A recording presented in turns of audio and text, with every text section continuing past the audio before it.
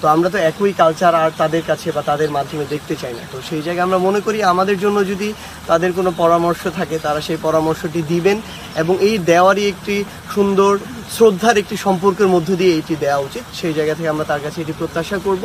এবং আরেকটি কথা তিনি তার জায়গা থেকে যেটি বলেছেন যে আসলে এই আন্দোলনের কারণে বাংলাদেশে যে শিক্ষার যে সব কিছু পরিবেশ বা এগুলো নষ্ট হয়ে গেছে, শেষ হয়ে গিয়েছে, এটা সত্যি যে কিছুটা বিঘ্নিত হয়েছে, কিন্তু আমরা শেষ হয়ে গিয়েছে, নষ্ট হয়ে গেছে এই কথাটা কোনোদিন বলতে পারি না। দিন শেষে কি এই যে যারা এখন বাংলাদেশের রাজনৈতিক পরিমণ্ডলে কথা বলছে, এই মানুষগুলো কিন্তু আর স্বাভাবিক জীবনযাপন করতে পারবে কি না এটারও নিশ্চয়তা ছিল না।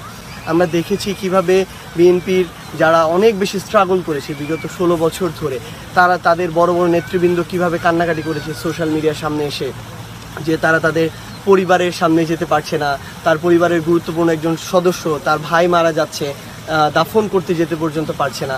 এবং এই ছাত্রদের এত বড় ত্যাগ, এত রক্তের পরেই কিন্তু আসলে এত বড় একটি অভ্যুত্থান, এবং এই মানুষগুলো এখন এভাবে মিডিয়ার সামনে এসে কিংবা বুক ফুলিয়ে তাদের জায়গা থেকে স্বাধীনভাবে কথা বলছে। সো ক্ষতিটা অবশ্যই কিছুটা না কিছুটা হলেও পড়াশোনার পরিবেশ বিঘ্নিত হয়েছে, ছাত্রদের ক্ষতি হয়েছে, কিন্তু এই যে এত বড় ত্যাগ, এই ত্যাগ কিন্তু শুধুমাত্র মানে তাদের ত্যাগ নয়, এটা পুরো বাংলাদেশের জন্য ত্যাগ। এই ত্যাগ কিন্তু ইভেন তাদের জন্য যারা এতদিন ধরে রাজনীতিটা ঠিকমতো করতে পারেনি। তো আমি মনে করি তাদের প্রতি এই শ্রদ্ধাটা সবসময় আমাদের থাকা উচিত।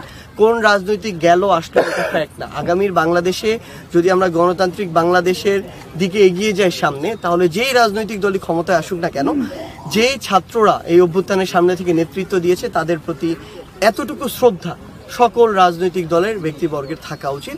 এবং আমি বিশ্বাস করি যে এই ক্ষেত্রে বিএনপি তাদের জায়গা থেকে কিংবা বিএনপির কোনো নেতা তাদের জায়গা থেকে আরও বেশি এই দায়িত্বটি পালন করবেন, কারণ যেহেতু তারা বড় দল, তাদের কাছে মানুষের প্রত্যাশা অনেক। আমার যেটি মনে হয় আসলে যে আমাদের বিএনপির একজন গুরুত্বপূর্ণ সদস্য, আমাদের কেন্দ্রীয় কমিটির আমাদের দুদু ভাই, যিনি তার জায়গা থেকে মন্তব্যটি করেছেন, আমি মনে করি যে এটি আসলে তার জায়গা থেকে হয়তো ব্যক্তিগত মন্তব্য, এটা দল হিসেবে বিএনপির নয় প্রথমত। আর দ্বিতীয়ত হচ্ছে আমরা আমাদের জায়গা থেকে প্রত্যাশাও করি না, কারণ তারা আমাদের রাজনীতিতে তারা সিনিয়র, আমরা চাই তাদেরকে দেখে আমরা শিখবো, সামনের দিকে এগিয়ে যাব। কিন্তু তারা যদি এইরকম তাদের যারা বয়সের দিক থেকে অন্তত অনুজ রয়েছেন, তাদেরকে সামনে রেখে প্রতিহিংসামূলক বা ছোট করে কথা বলার এই কালচারটা আবার তৈরি করে, যেটা আমরা দেখতাম যে শেখ হাসিনা ডক্টর ইউনূসকে নিয়ে ছোট করে বিভিন্ন কথা বলতেন, খালেদা জিয়াকে নিয়ে ছোট করে বিভিন্ন কথা বলতেন।